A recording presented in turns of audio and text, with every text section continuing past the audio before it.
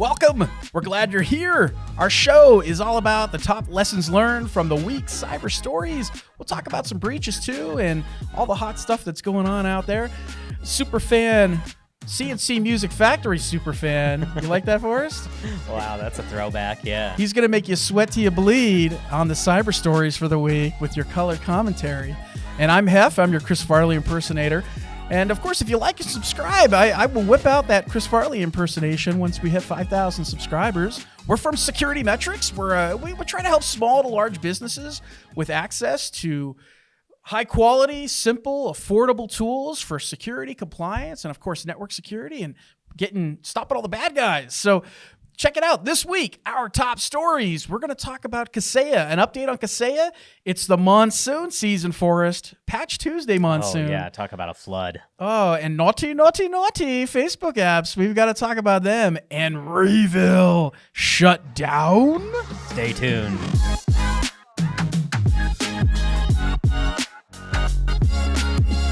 All right, so Forrest, I know we did a little episode, like a short breaking news thing about Kaseya, but there is some follow-up to the story. Yeah. Even further developments, as if it wasn't bad enough already. I know we were one of the first on the web to break the news about all the previous vulnerabilities, compromises, all the flaws that Kaseya had. And then a lot of the other major news outfits picked up on it. And I was so happy to see that because this is the kind of stuff for us that it drives you nuts when you know and you're in the industry and you know about all these vulnerabilities and flaws with a particular company and they haven't fixed them. And then you have this big thing that happens. It just makes you real upset. Oh, yeah. Super frustrating, especially where it's like been a consistent theme for several years. Yeah. And the employees out there. So what the news media started interviewing former employees, and you always have to take it with a grain of salt because you don't know like what happened between that employee and the company. Well, a lot of these former Kaseya employees, they said that back, as far back in early 2017s through 2018s, 19s, and 20s, that they would report all these like security concerns to management. And they were saying stuff like Kaseya had outdated code. They implemented poor encryption. They didn't routinely have any patch management. They reported these things and all their concerns were just ignored.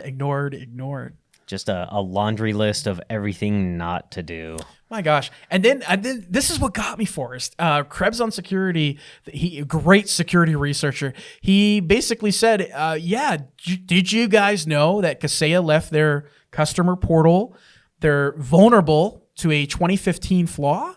And that's when people now are starting to like wake up and go, what? Hold on. 2015. Yeah. You know how many years ago that was? It's now... That's 6 years. Yeah. So for the audience at home, this is where the story gets a little. You can follow along with me here, right?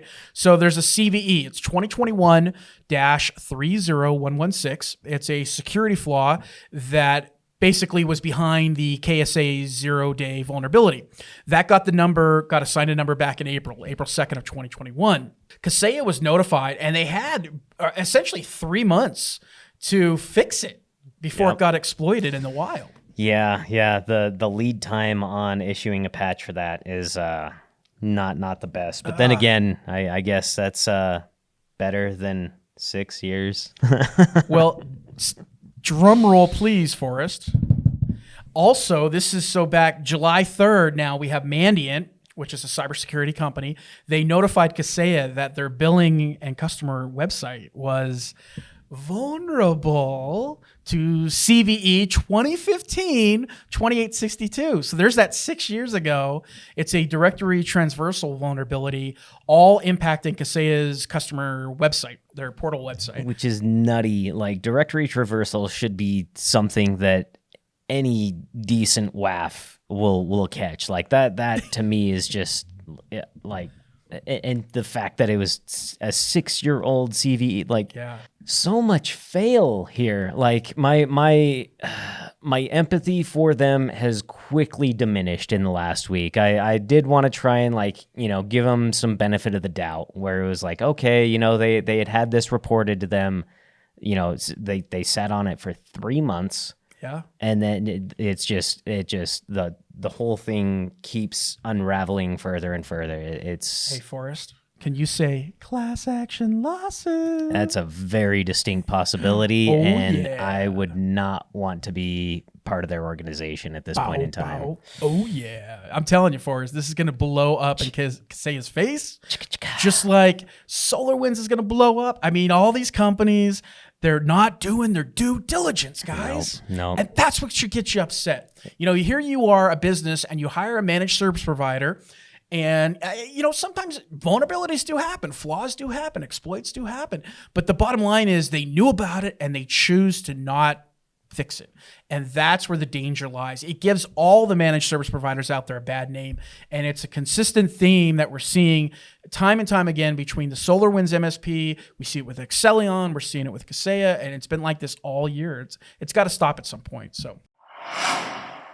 All right, we gotta talk about a different story now. We mentioned that REvil has been attributed to the Kaseya breach, but this is what I didn't know about this until you told me. 1 a.m. last night, and here we are. So depending when you watch this would have been on Tuesday, July 13th at 1 a.m.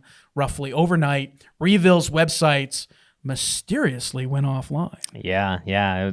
It appears their Onion site went down. I think it was like a .ru. I can't remember the specific domain that went down. Like multiple sites went down all at the same time.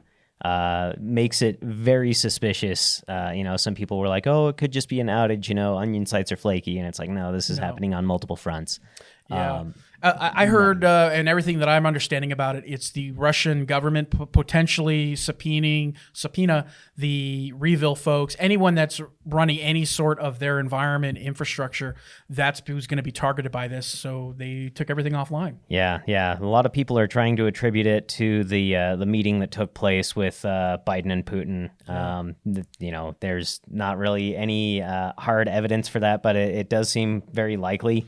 Additionally, they got banned from was it XSS or no? It was I can't remember. I can't remember the other forum, but they're the unknown, the spokesperson for REvil got their account banned. They typically do that when they think that it might be under law enforcement control. So who knows? Maybe they just are you know, closing down shop preemptively. Maybe everything got seized. Hard to say at this point. You know, will they resurface after a rebranding sometime down the line? My question is, was there some kind of tip off from an insider within the Russian government? You know, maybe gave them some lead time to, you know, start wiping stuff and try and go off the radar. Who knows? I didn't even think about that. But you know, the concern that a lot of businesses have, if you were hit with this ransomware, REvil ransomware, how do you pay? That's the thing now. It's like REvil's infrastructure is all offline. If you want the decryptor, you're out of luck. Yeah. You know? Maybe for the better, you know, the fewer payments being made, the less incentive, who knows? It'll teach people to get your backups in order. That's the lesson learned here is you better have backups and you better be checking those backups, making sure that they work. All right, you know, Forrest, this is the stuff that always breaks my heart, and we've been doing this a long time, but anytime a cyber attack happens to a small business, a medium-sized business, or a small town government, I really take it personal. And Leonardtown, North Beach, this Maryland town's knocked offline by the Kaseya breach. What blew my mind in this particular instance is they only had 19 computers total in their entire town, okay, for the government to work. And 17 of the 19 computers were impacted by the Kaseya vulnerability. And what's shocking is how important it is for these companies like these small towns when they need every computer they can to handle the town's business and they can't access it. 2 of those computers that were offline, one of them was because the employee was out on vacation, not in the office, so the computer was turned off. And then the other one was I think the employee was working from home or something to that effect. So one of the managed service providers that was impacted by Kaseya that was helping this town out, they managed to get Leonardtown back online by Monday. So again, Thursday, Friday, it's offline. By Monday, they had their backups running and they got everything, up and running. But this is why we do what we do, Forrest. This is the reason why, to help companies protect themselves from this kind of stuff. Yeah, try and prevent that from happening in the first place. Yeah. Most definitely. And silver lining to that story was, their IT provider did have offsite backups, and they were able to recover. So again, going back to that same lesson, test your backups, make sure you got something offsite, preferably offline. Forrest, it's the summer of cybercrime. Are you ready for it? Man. Get out your blanket and your basket and go to the park. Here comes the massive flood. The monsoon of patches and vulnerabilities. So it was Patch Tuesday yesterday, and my gosh, man, it was a flood, Forrest. 117 new flaws in Microsoft stuff, 9 0 days. I think I read that 4 of them were in the wild still, being exploited in the wild. 13 of these 117 are all rated as critical. Folks, if you're out there listening and you don't have a patch management plan in place, get one, because this is a lot of work to do some updating on this. Yeah, definitely. Just run the updates. Just do it. If it breaks something, that's better than potentially getting popped and ransomware, when it comes down to it. But for a small business though, it's a real challenge, because you figure that a lot of them don't have the huge IT staff. And here, back in May, there was only like 55 updates from Microsoft. June, there was only 50 updates, and now today, 117. It's a huge challenge for and I have empathy when it comes to this kind of stuff.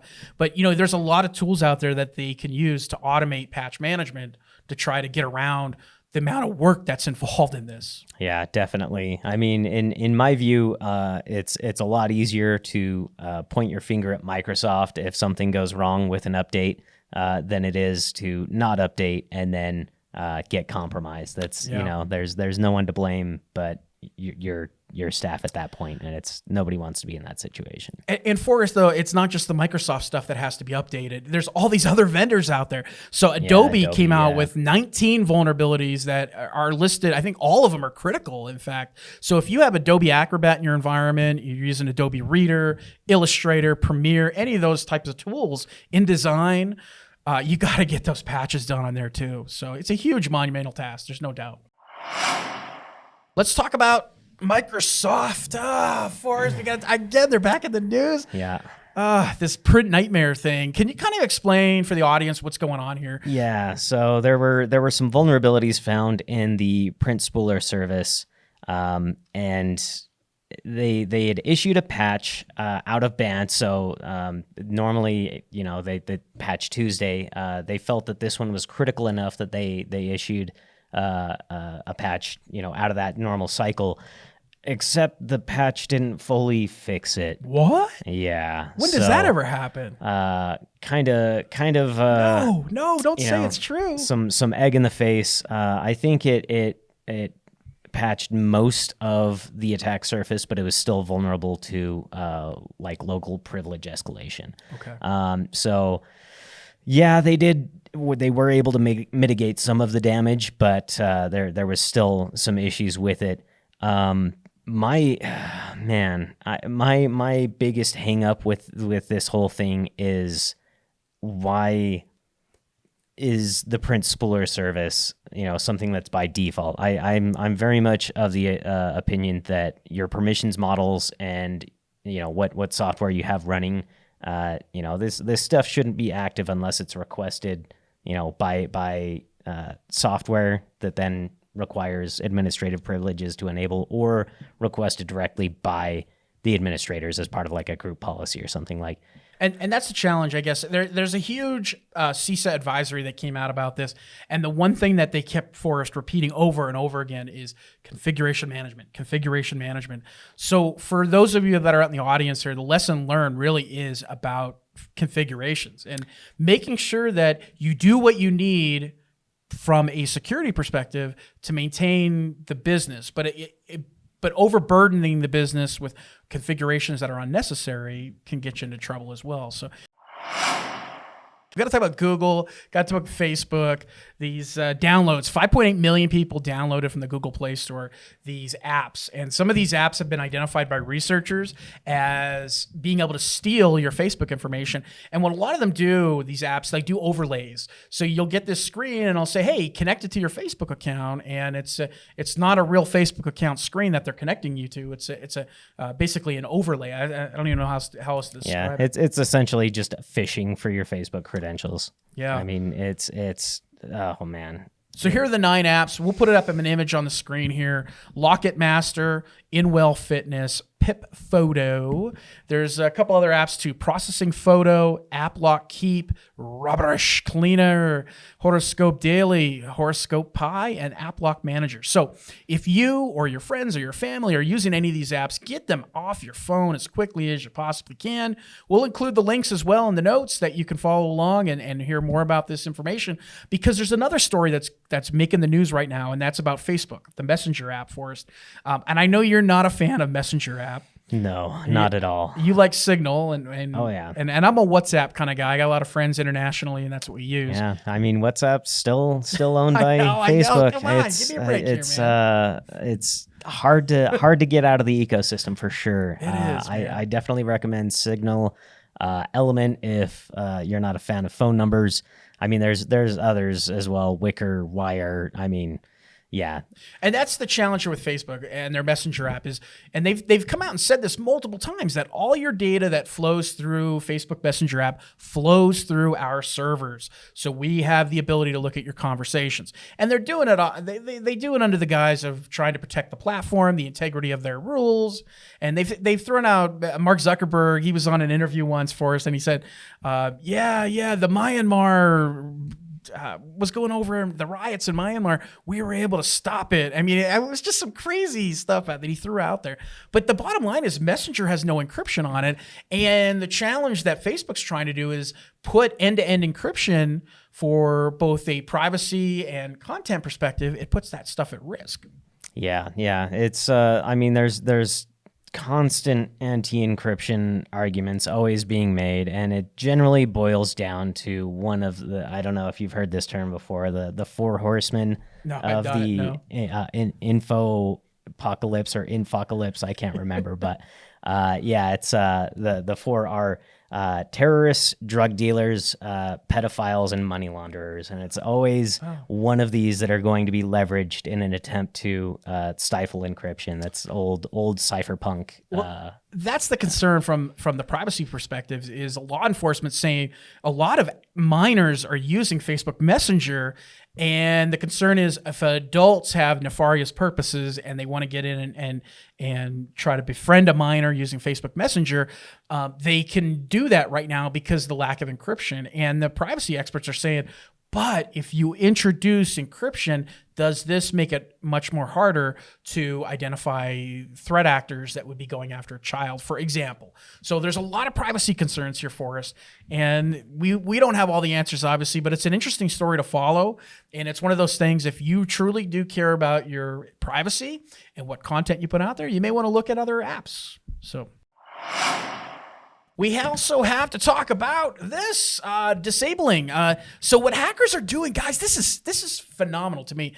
So hackers are disabling the macro security warnings. So like in Microsoft Word, you basically get out there and you get this little warning that pops up saying, hey, there's a macro here, and it'll give you a warning message saying a macro enabled. Well, what hackers are able to do is they are, prior to the macro bad malicious code being activated in Word, they're able to disable that.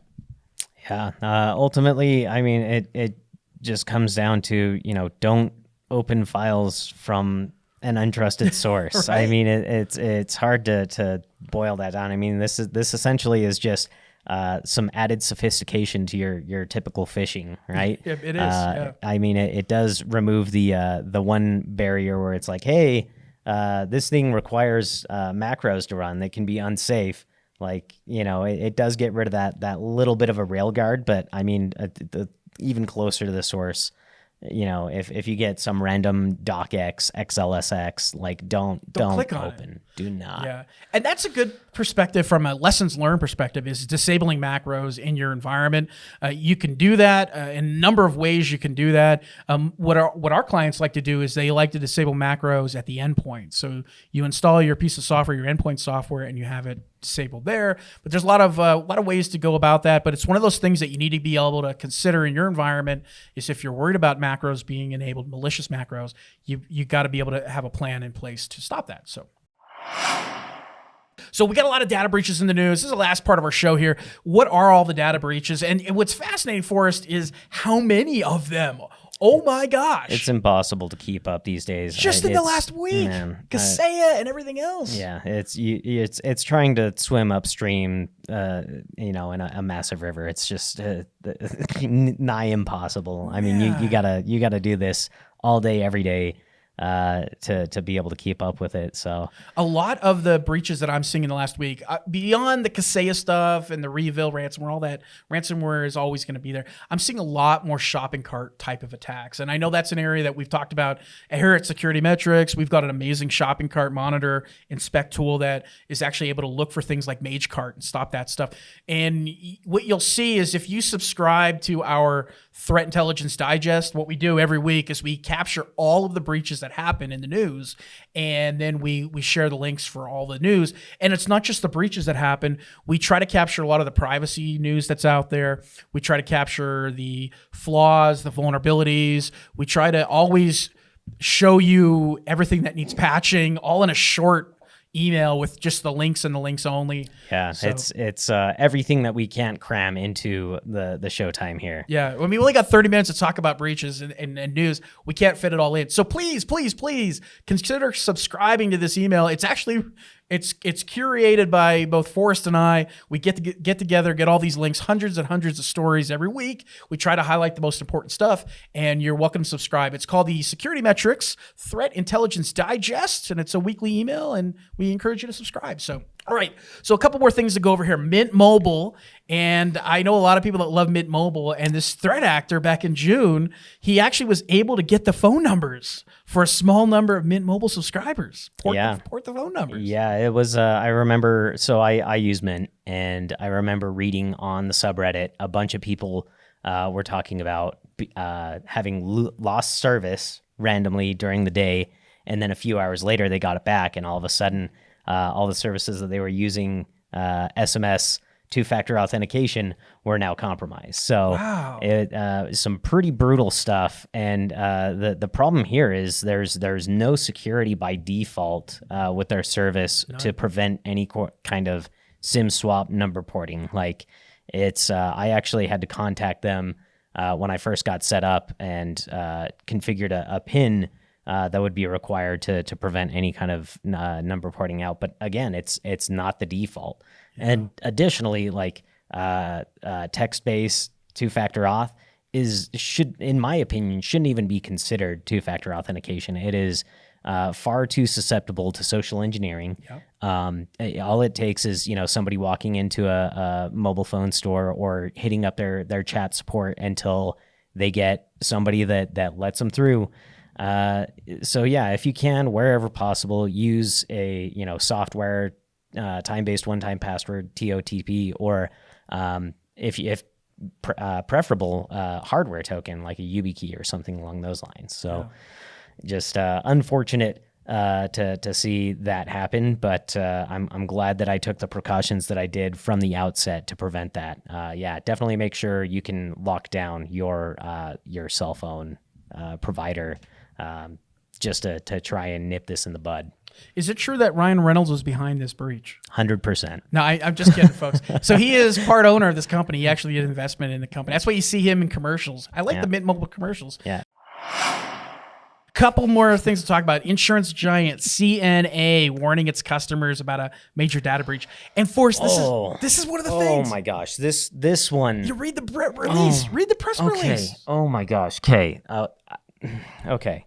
Their press release in and of itself contains contradictory statements, right?